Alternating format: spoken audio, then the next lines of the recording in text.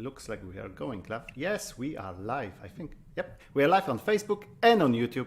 And we are here with Andy. Hello, Andy. Hi, Isaac. How's it going? I'm good. What you been up to today so far? Thank you. It's Sunday, so you probably got a lot of things to do on Sunday. Do you know what? I've binge watched on Netflix. I've not been in the mood for doing anything today. And Rosemary, my partner, was wanting me to go swimming down at Portobello, and I thought, no, I'm just having an easy day. So that's today. So what you watched? The Last Kingdom.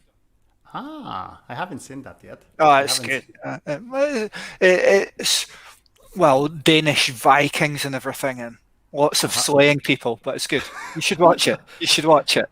Well, I'm banned from choosing any series because Joanna, we always starting watching something, and then Joanna, I'm getting bored after like first season, and Joanna, she has to finish all of them. So then we are sitting and watching like 8th season of something, and I'm like, no. Well, don't start on The Last Kingdom because, well, Joanna could look like one of the Viking warriors in it, actually. So I'm sure you guys would love it. I will check it definitely. So we've got a couple of people joining in now. So basically, for those who don't know my guest today, this is Andrew Kirkland, Dr. Andrew Kirkland, and lecturer at University of Stirling. When I check your Twitter account and I check can I just read from your Twitter account? Because I found it. You can. Because, yeah, so there is an independent thinker in sport and problem solving, realist, a triathlon coach, a lecturer, and a chartered scientist. Is that? And reading this, it's completely not you. Tell me why. Tell me why. It's a completely different persona from what you read about you, and then when you meet you in person, you are completely different. And I just want to spend some time now in this podcast just to dig deeper into your coaching, obviously, but also like. Remember that we started meeting some time ago for some training, and I said we need to meet and we need to chat. A part of our sessions, because it turns out that we chat more during our session than we train. So yeah, and we chat about different topics during our meetings. So I really want to get into it as well. All right, fire away then. Let's see where it takes us. So to start with, tell me about your coaching. So you are a coach and used to be a coach for British cycling, but I will just go ahead, couple of. About my coaching, I don't actually do much of it now, Isaac, but I work with one athlete in particular. So Simone Mitchell, she won the Ironman Wales last year, very good professional athlete. So she takes lots of my time up, and I coach one or two other people on the side as well. But my focus is my day job as a lecturer in sports coaching at Stirling. And how would I describe myself? Someone that helps coaches be better coaches. So I wear the formal lecturer hat and deliver lectures and all these types of things.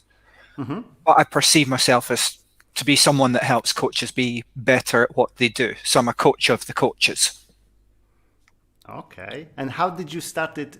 How did you end up with Simone being your athlete? Do you have any background in triathlon, or how this happened? Yeah, well, my career, the moniker in Ironman, anything is possible. Anything is possible in it. So years and years ago, I can't even remember how long it is now. I did my first Ironman when most people hadn't even heard of the sport, and I did pretty well. Surprised lots of people. And actually I've been putting myself down all my life. I've got a career that it wasn't even a career. I was working in a bank, bored with it all, not fulfilled, struggling at work because I was half asleep all the time because it was up at 5 a.m. to be at the swimming pool for 6 a.m. And life revolved around sport. And I met another coach, a guy called Darren Smith, who he's a pretty well-known coach within triathlon, certainly a few Hmm. years ago. So worked with world champions, someone that's finished on the Olympic podium and so on. And Darren was head coach for Triathlon Scotland at the time. And I said to Darren, listen, mate, I want to be a coach.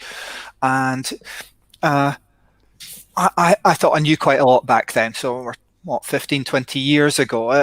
And he Hmm. started asking me questions. And he went, Andy, you know, well, he didn't exactly say it this way, but he said, you know nothing. You really don't know anything. Uh, and he said, I think you need to go and study and go to university because Hmm. I was getting to 30. I hadn't done well at school and ended up going to university to study sports science and coaching. And the journey has taken me through doing my degree, doing a PhD, working with pro athletes, going into high performance sport for a few years. Then I went to British Cycling, worked there for 6 years down in Manchester and coached development. Hmm.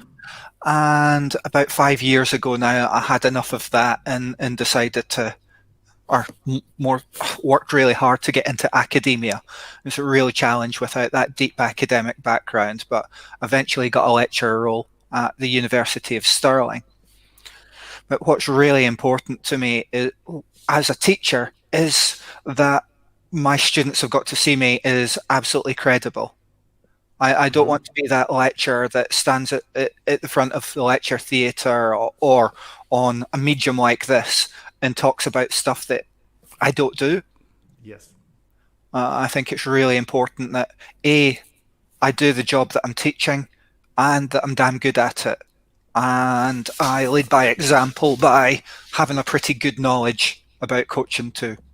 So that's kind of my journey. Hmm.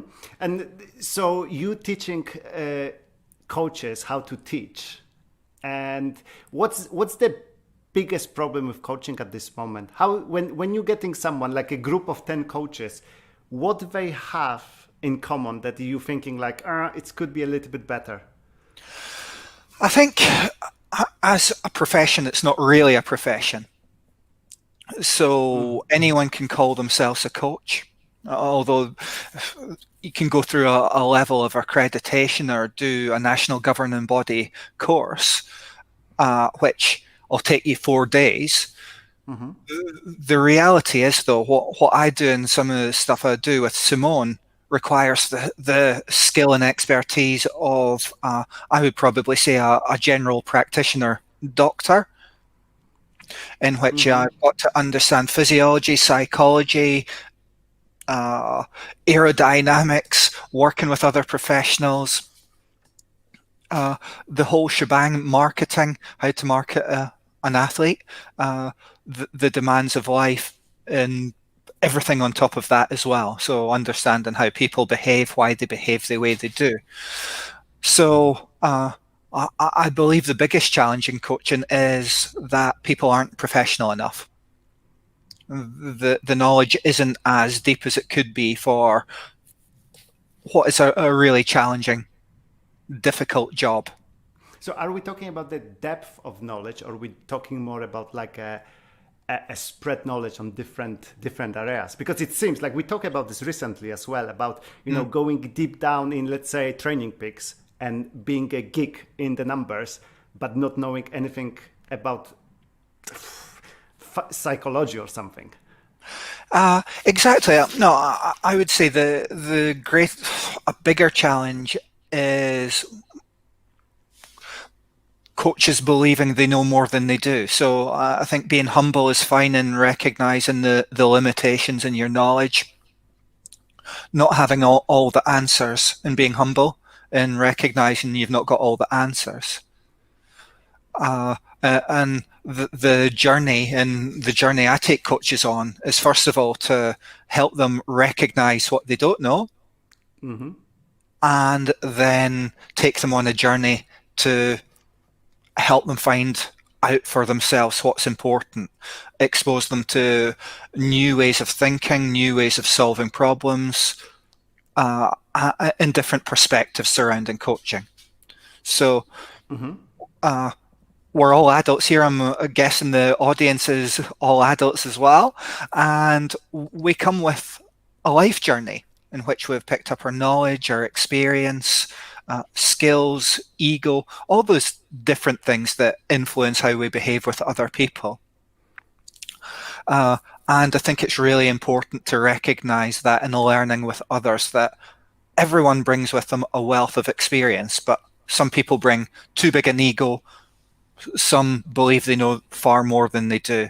So my job is to help others see what they don't know, maybe bring those egos down, and really help others be more effective problem solvers. So how people react to this? If, Uh, if you tell them, listen, you don't know nothing. Uh, well, Isaac, it's the same as you. You might be seeing me in the gym doing exercises and be going, "Oh my goodness, Andy, come on!" And you'll have thoughts and feelings and emotions within in your head, and you won't necessarily articulate them. I think it's really important for me to be humble and recognize that those that I work with are at different stages of their journeys. They see the world in a different way to me, and I just want to pull them in a direction. So it's about allowing them to retain that credibility whilst exposing them to what they don't know. And it is being humble, and it's being respectful, and recognizing that I was actually that person probably 10 years ago as well, that believed, well, I've got a PhD in physiology and worked in a laboratory, and I'm that boffin that can bore the hind legs off a donkey all day talking about training zones. Yeah. But the recognition as I've developed is that I've become not dismissive of that type of way of thinking, but I recognize the limitations of it.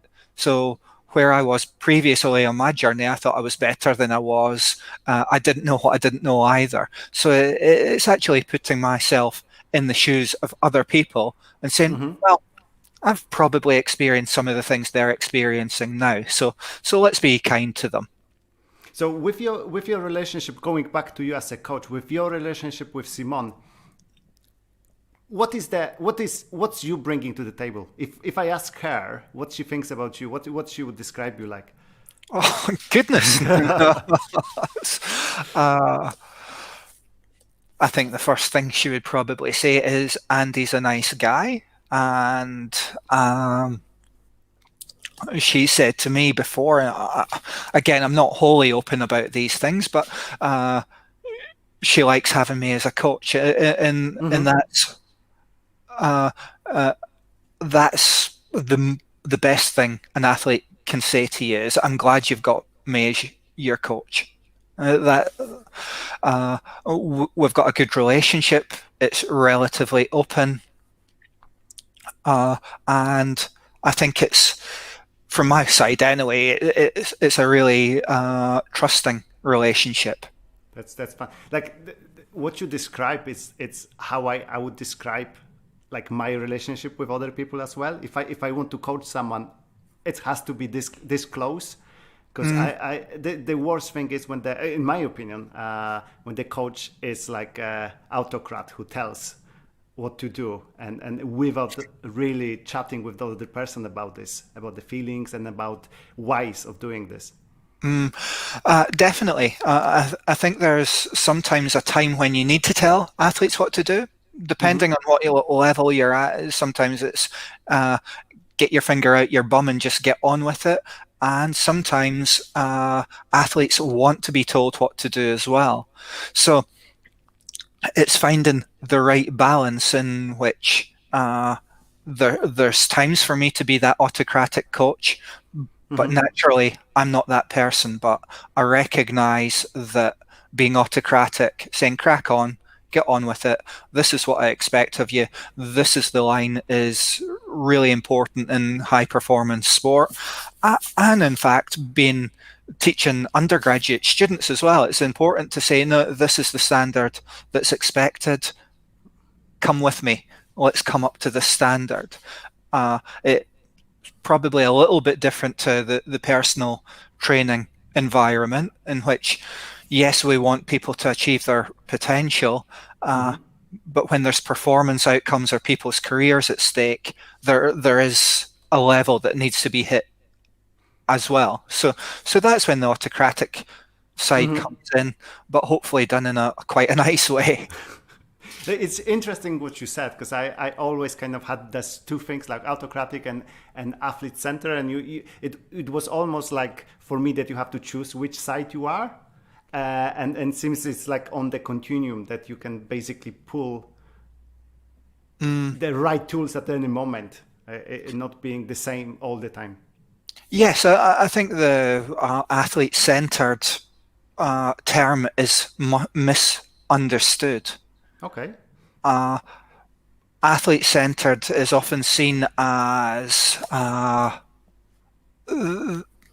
not an autocratic way of coaching. I see it as helping others achieve their potential. So it's not about me as a coach, it's about others achieving their potential. And there's multiple different ways of helping people do that, depending on their personalities, their likes, their dislikes, the situation we're in. So, for example, in a group class, if you're doing a group class, you don't want a debate with everyone at the time or everyone questioning everything. Even when you've got that individual who is the questioner and saying, Lezek, why are we doing this? So the answer for me would be, I'll tell you after the class. Let's have that chat after the class. There's a time and a moment for the debate, the questioning, and all of those things, and it's picking the moments appropriately. That makes sense. You don't want to have the interruption during the class, but being open and allowing these people to ask questions at the end, that's super important. Not just finishing session saying, that's it, I'm going. Yeah, that's the most important thing. I think at the beginning of a class or an end of a class, just being available for that little chat and getting to know people and picking up on how they've actually done in the session. How have they felt? Because we know that emotions and fear of doing things is probably the biggest barrier to learning. I was just before our chat, I was reading your blog about the Ironman Edinburgh, and you've been talking a lot about the fear of open water swimming there in people. And when I teach, this is the biggest concern all people always have for the open water, that they are just basically afraid. Is there any tip from you how to get them a little bit more, how to make it easier for them getting into the water? I don't know if it's easier. I think I remember the first time I went open water swimming years ago, and I walked along this little, it was a Loch Gelly in Fife. And I walked along this little pier nonchalantly saying, what's the big fuss? It's just water, and dived in. And one of my mates had dived under the water and then grabbed my legs and pulled me under. And I think the thing about getting in the water is to recognize how many people actually do it. Open water swimming has become really popular, and it's just realizing that it's just water. It's probably safer sometimes than the swimming pool. I would say, would you rather be getting in the sea or in a swimming pool full of baby wee and all plasters and everything like that? Sometimes the sea's a bit more attractive. And I think if you go in gradually and just feel the water and understand what's going to happen when you get in there and breathing nice and slowly, then it's easier to do. And as soon as you do it the first time, the second time becomes easier. The third time becomes much more easy. And before you know it, you're someone like me who'll just well, not at the moment because it's really cold and I'm quite soft. I don't really like the cold water, but I'm quite happy getting in the sea and going quite a swim. I'm pretty fearless, probably to the point of being not fearful enough. So yeah, I think it's a gradual process. It's recognizing that the risks are really low, getting your hands in, getting your face in, because it's not a natural thing for human beings to put their face in the water. The best lessons I learned about swim teaching and swim coaching was my actual first sports job was working as a swimming teacher when I was studying. Okay. And I was teaching 3-year-olds how to swim, 2- and 3-year-olds how to swim. And you see the raw emotion. They've not learned to modulate these emotions. What comes out is what they say, is what they're thinking. They'll scream, they'll kick, they'll be absolutely terrified sometimes. And it's no different for adults. Those same emotions are going on inside some people's heads. They've just learned to modulate them more effectively.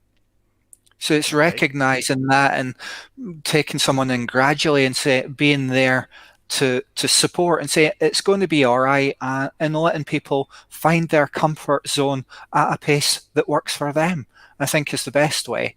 And then it becomes an absolute joy. Once they start doing those more often and start seeing the octopuses under the water, isn't it? I have to mention octopus. The octopus was so cool, wasn't it? Yeah, it's just fantastic. And this was after the movie. Remember about the guy who was diving with the octopus? Yeah, you're to blame for Netflix for me, because I signed up to Netflix just so I could watch that film. Just because of that? Oh no! Yeah, yeah.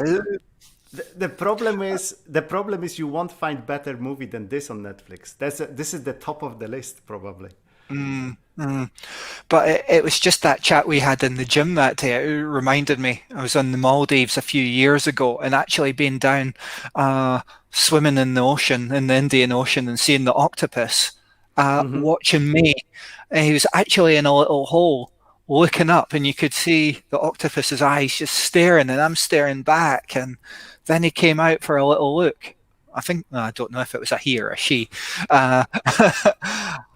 And I think I cried about 4 times in the Maldives. I saw creatures that I've never seen before. Little microcultures. It's like little groups of fish, and then you hear a noise in the water, and what's that? And poke your head up, and there's a dolphin. And then you see, they're not tuna. They're like big fish like tuna as well. Seen them swimming about, and then a turtle appears. And then think, well, if I hadn't started swimming in the sea, I wouldn't see all these beautiful things. And whilst it's a little bit different in Portobello or Wardie, I think, was it last year, 2 years ago, my partner Rosemary, our friend Izzy, and I both came out of that water with probably mild hypothermia. But what it was that the water was really clear one day, and I don't know if it was the currents, and there was literally tens of thousands of starfish along the bottom of, and then there's crabs crawling over the starfish, and we just kept on diving down, and we didn't get out for ages. It's just way too long. We're watching all these wonderful creatures, and that's what makes open water swimming wonderful for me. It's seeing a guillemot, or it's seeing the duck flying over your head. and it's actually, for me, it's a lot more peaceful than the swimming pool where you've got people shouting, people blowing whistles. It's just a completely new and free world without constraints, and That's I love that. that's a great thing about you. You can notice those little things, and you can kind of. I was checking also your blip recently. You know the places where you're putting your photos, and that's Hmm. incredible. Because from one side you've got this guy who is really into his coaching and knows a lot about this and talks about, and on the other hand you've got the guy who takes really cool pictures, and you've got kind of nice good stories about the nature. It's mostly you do nature, isn't it, at this moment? Uh, it's just, well, we're in a funny world at the moment as well. So Mm-hmm. there's my world's kind of small, but yes, yes, it is nature. But when I lived down in Manchester, for example, I used to go to the Whitworth Gallery a lot. So it's a contemporary gallery in Manchester, and they used to have workshops, photography workshops, but it's art photography. Mm-hmm. So here's me engaging with art academics who are using photography as a medium to communicate thoughts, feelings, emotions, and framing things and framing existence in multiple different ways. And I think that's what we do in coaching as well. We're continually looking at things, interpreting things, trying to understand other people's worlds. And that's exactly what art photographers are trying to do. They're interpreting the world in a different way, whether it's using Mm-hmm. narrative, so telling a story through one image, through framing an image and trying to get a message over to others, or it may be delving down into their inner thoughts, their deepest, most inner thoughts, and trying to represent that with an image.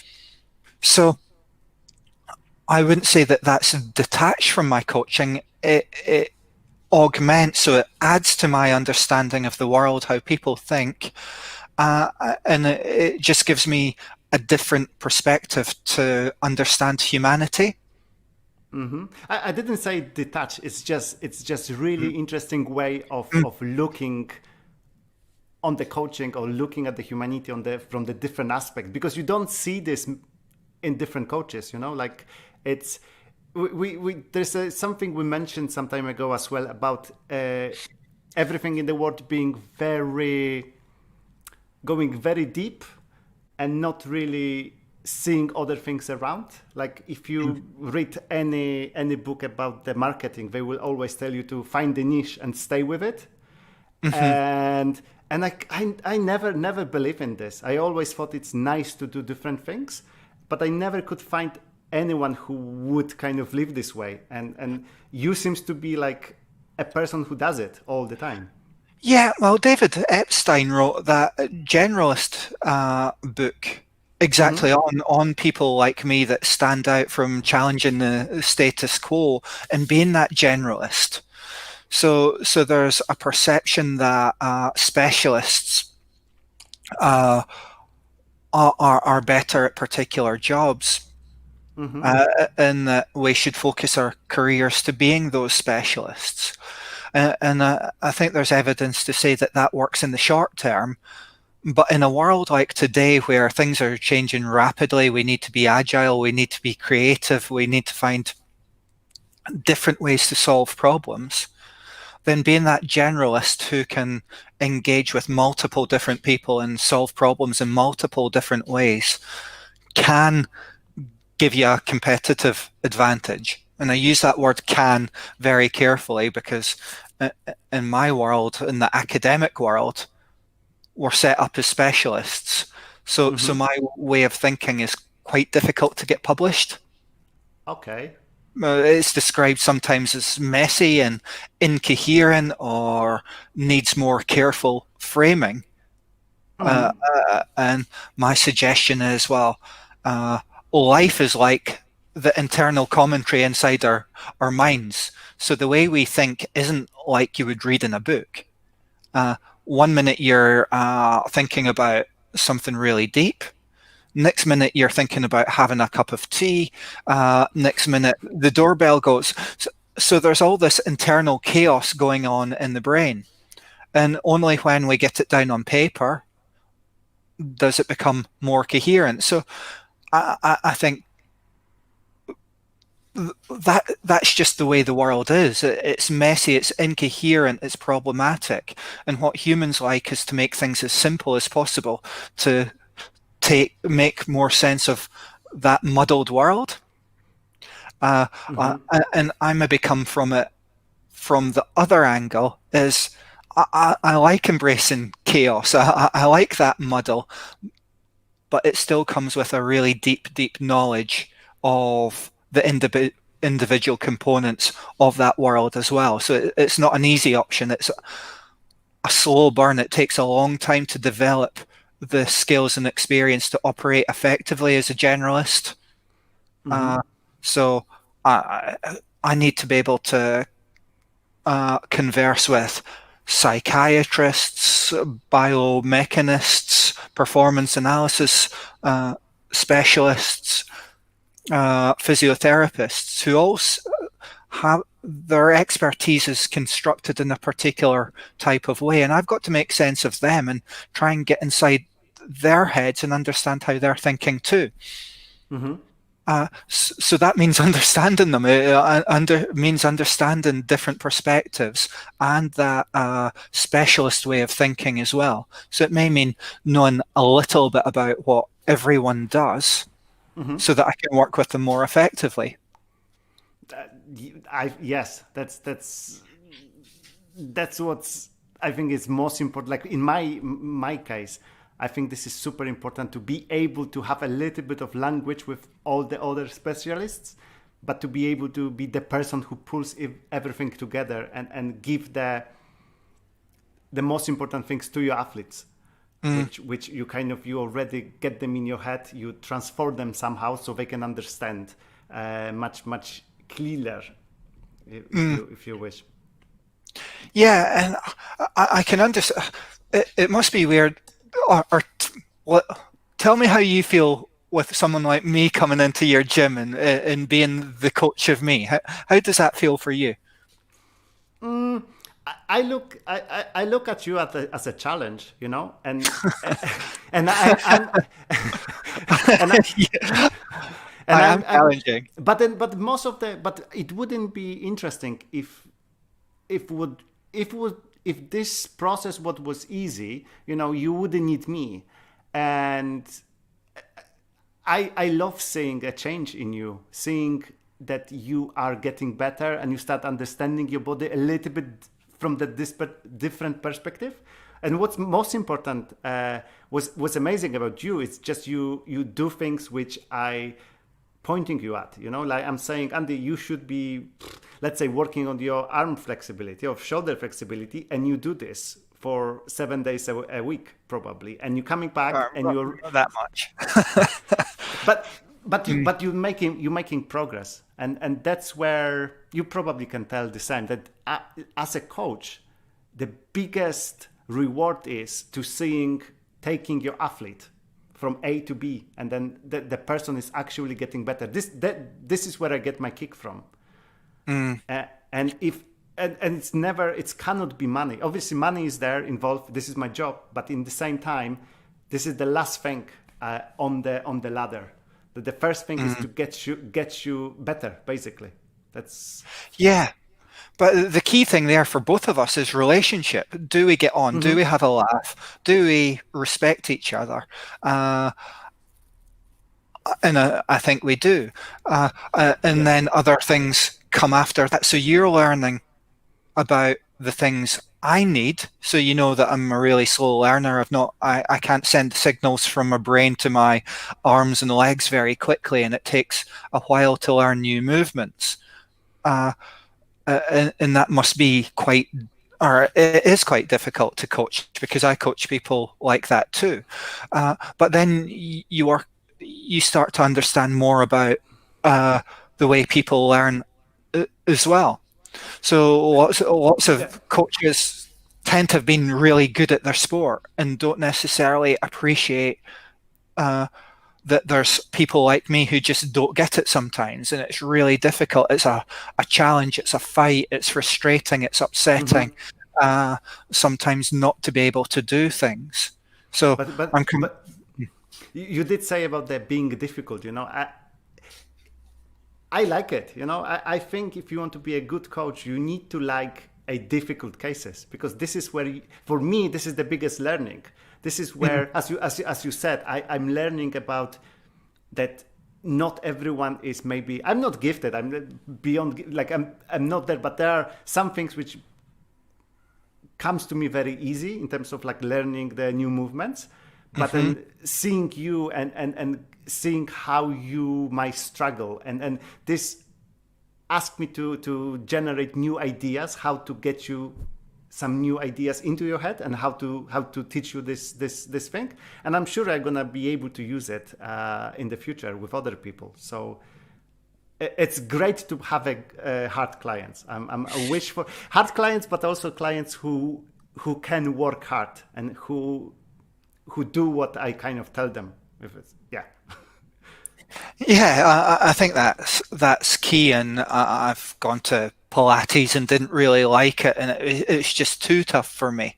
Uh, Hmm. I think it's come to the stage for me that no, I need regular one-to-one support to get to a point where I'm confident.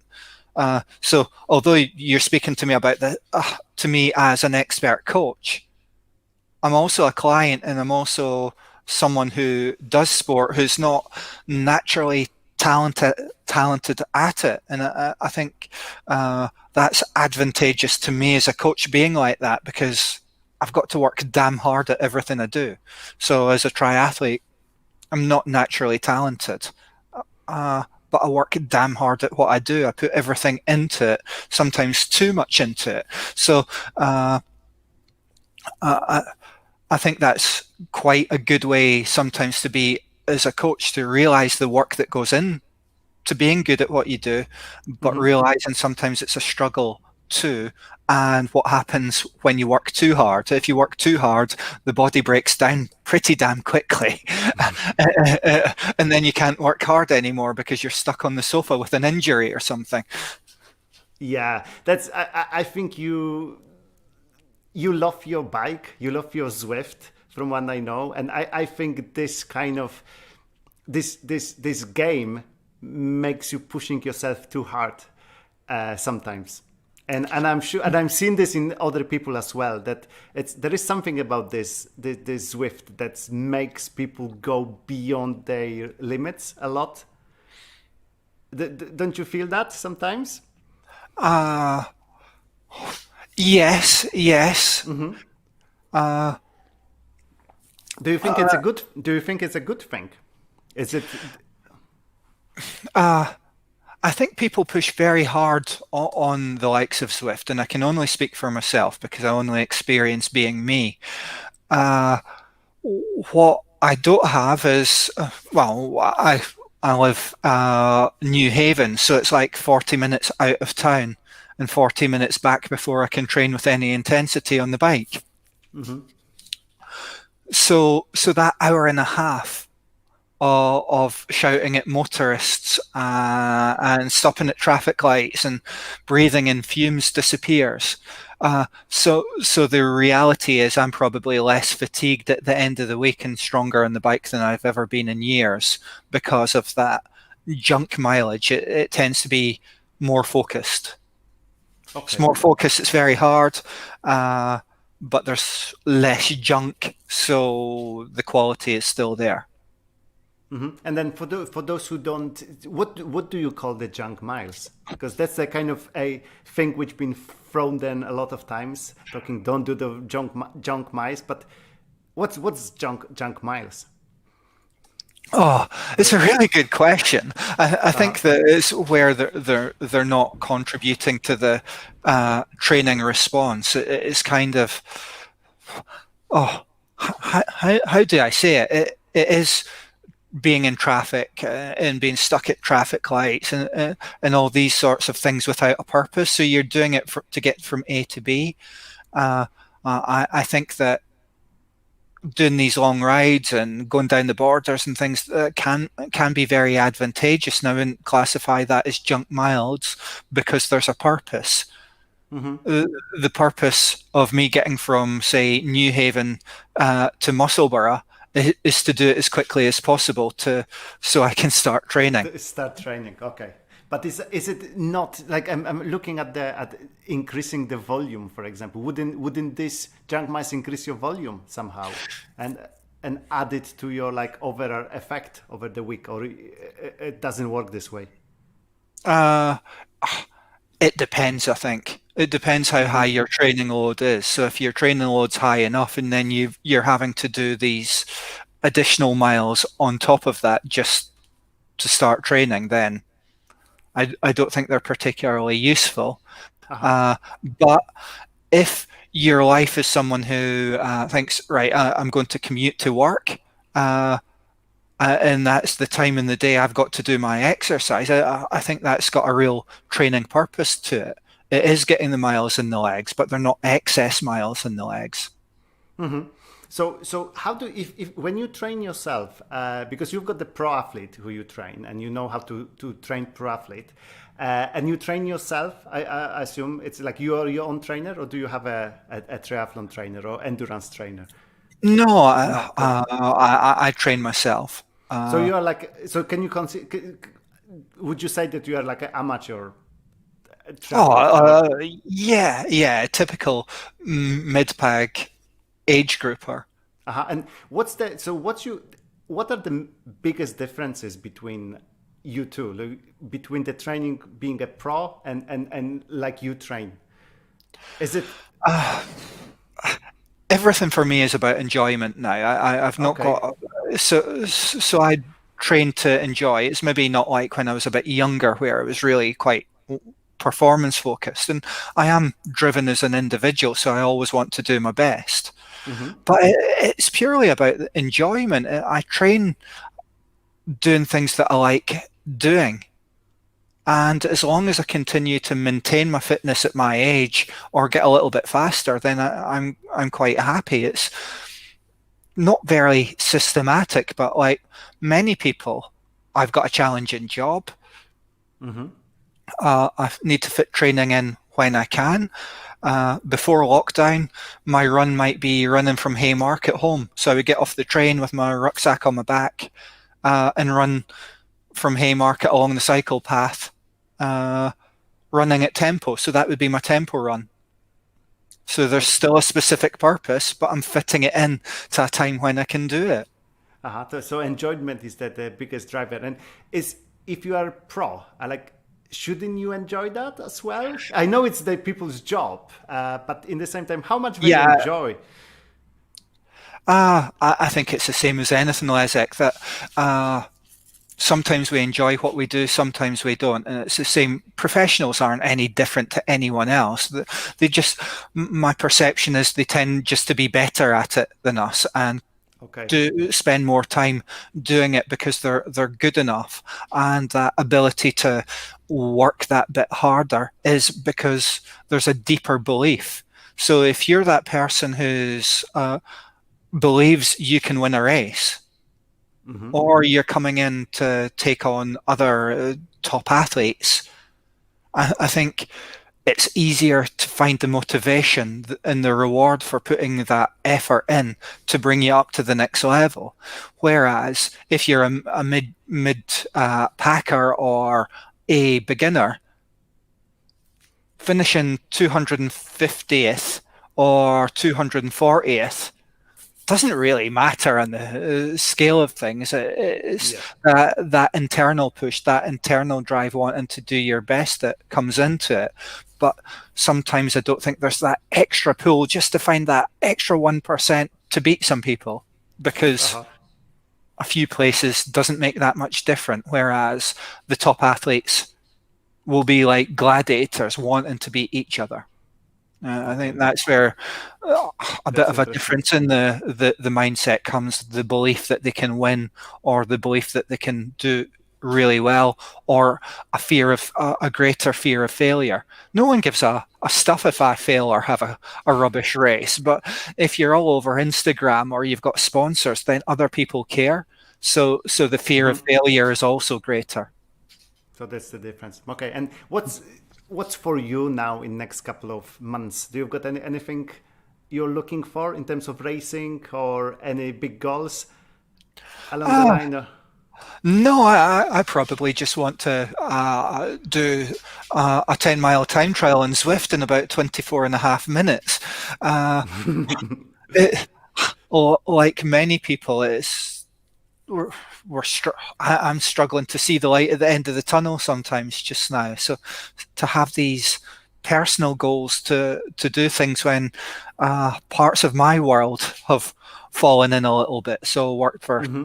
2 or 3 years to build relationships over in Kenya and to get over to the Rift Valley to work with athletes up in a place called Iten, where some of the best runners in the world are, and to take 3 years to get there and then have the rug pulled away from under your Oh. feet. It's kind of so I think like everyone else, there's challenges. For me, some of my motivations have gone down in the last 6 months. Things I've worked so hard for have disappeared.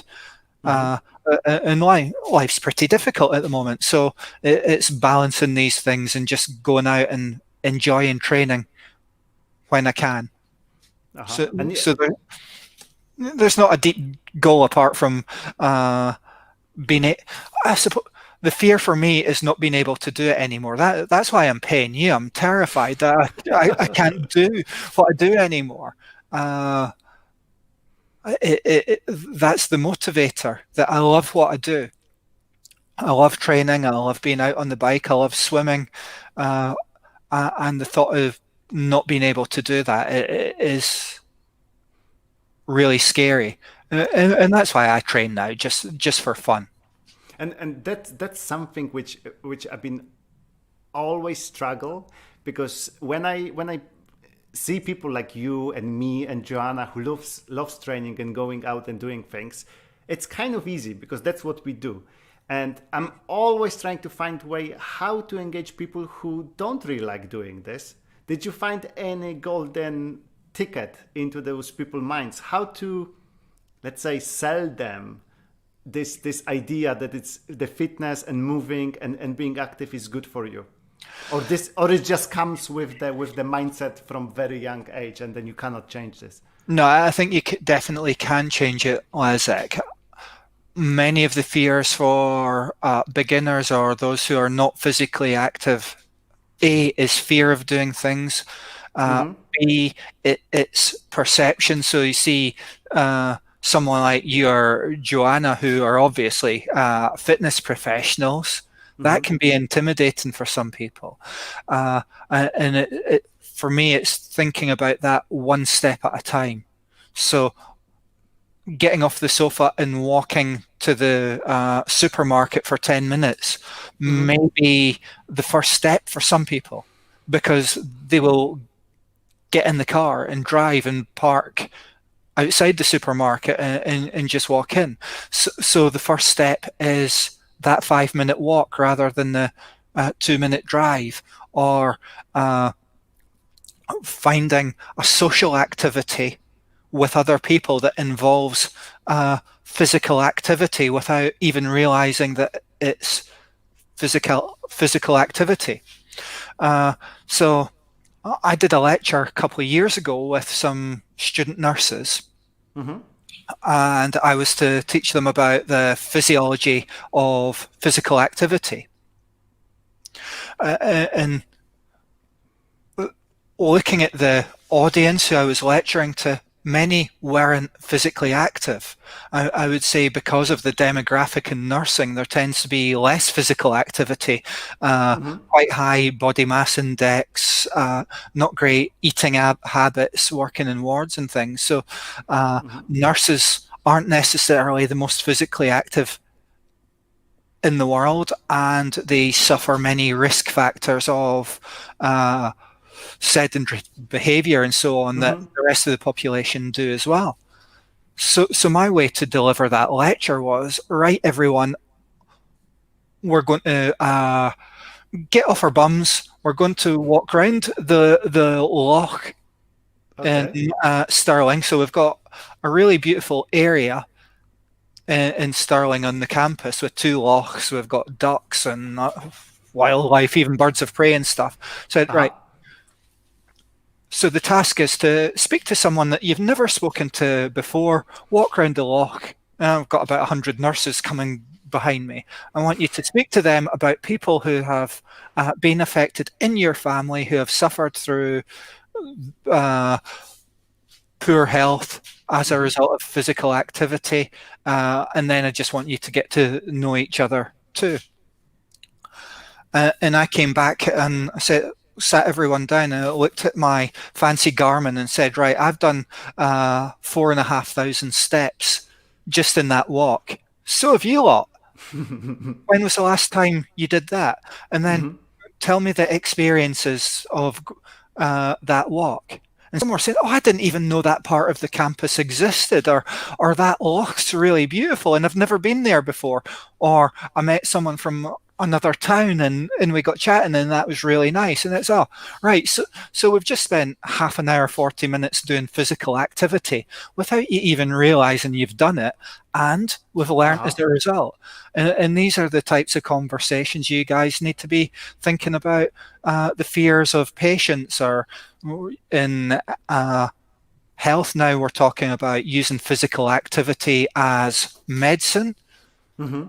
What are the barriers to prescribing that medicine? I said there was lots of barriers in that room of the nurses, scared of doing it, or when they hear I've gone out and ran, well, I've got an injury just now, but go out and run 20, 30, 40 kilometres at the weekend. Or once I ran back from Peebles to Edinburgh, which was like a marathon. And it's, Yeah. oh my God, how can you do that? That's amazing. And so it's kind of out of the ordinary what I do to many people. And I'm sure it's out of the ordinary what you do as well. And I think, oh my God, I could never do that. And yeah, and that's what you said. Like, this is the trap which I found some time ago, that more we try to impress others, because we're thinking that doing these crazy things like I have to finish Ironman because otherwise I'm not gonna be portrayed as a good trainer, or I have to do this and this and this, and suddenly you creating this persona where people start looking at you as someone who does these crazy things, but it doesn't really make them do things. And the Mm. way you did it with the nurses is much better, because just you've got your goal, you wanted to put them into some activity, but you didn't say we're gonna race now and the first one back here will get the lollipop. But you Mm. make them, this was nice, this I like this way. Yeah, and I think that comes from my own life journey as well. So I was overweight as a kid, not very good at sport and stuff, and sometimes the person not to be picked in the class for teams, which is horrible. Uh, but for me, it brought inner strength, the will to do even better at it. I would say for the majority of others who don't enjoy doing the sort of sport at school, it doesn't drive them to do even more when they leave school. It drives them to stay away from it for the rest of their lives. I was just different. I discovered the bike and loved Hmm. riding a bike and had some wonderful life experiences through that.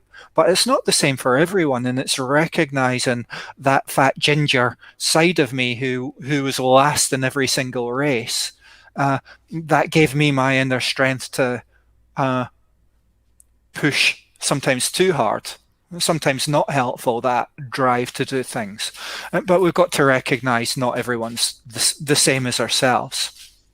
That's fantastic, Andy. I think we can finish on this. We're just reaching an hour. Mm-hmm. I'm not gonna keep you longer. Thank you very much for joining. I've learned a lot about you, and I think it's we not even touch all the topics we want. There will be more topics, so I'm hopefully you will be at some point willing to meet me again. Mm-hmm. Uh, and then we'll be able to use our trainings for trainings, not for chatting. That's not going to happen, Leszek. Let's face it, it's not going to happen. Yeah, you're right. You're right. I've just got the Neil Thompson. Do you remember Neil Thompson? I remember Neil. I played rugby with Neil. Was that the Neil? Played in goals as well, a bit of a goalie. He just said that he went to school with you, and he's interested in listening to you. So yeah, Neil is from Pinky. Okay, I don't know. Maybe Neil, are you from Pinky? He's from the other side of town. I know he was from the other side of town, in Musselburgh. So can we say if people have some questions to you, can they ask you these questions under this post? So it's gonna be on Facebook. So then I will tag you in, and if you are willing to answer them, can we do this way? Mm-hmm. If you got any question to Andy about the training or about photography or about what else Zwifting, if you want to do some Zwifting with Andy. What else? Coffee. Yeah.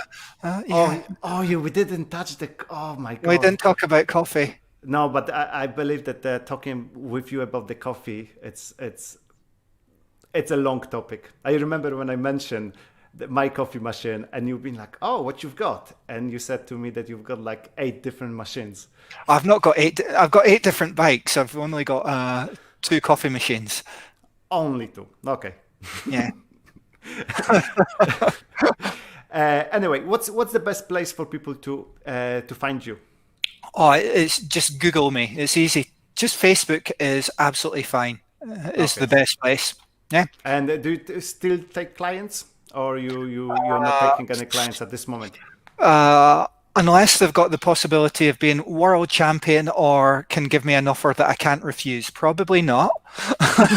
So I don't need any clients unless they're going to make me rich, or and I'm not in it for the money, and unless they've got a chance of winning at Kona or something like that. Right. So it's quite high, guys. But if you are one of those guys who wants to reach the top, there we go. There's Andy waiting for you. Either absolutely loaded and willing to shell it out on me, or ability to be the best in the world. That's how open I am. Right, Andy. Thank you very much. It was fantastic chatting to you. Cool. Take care. Bye. See you later.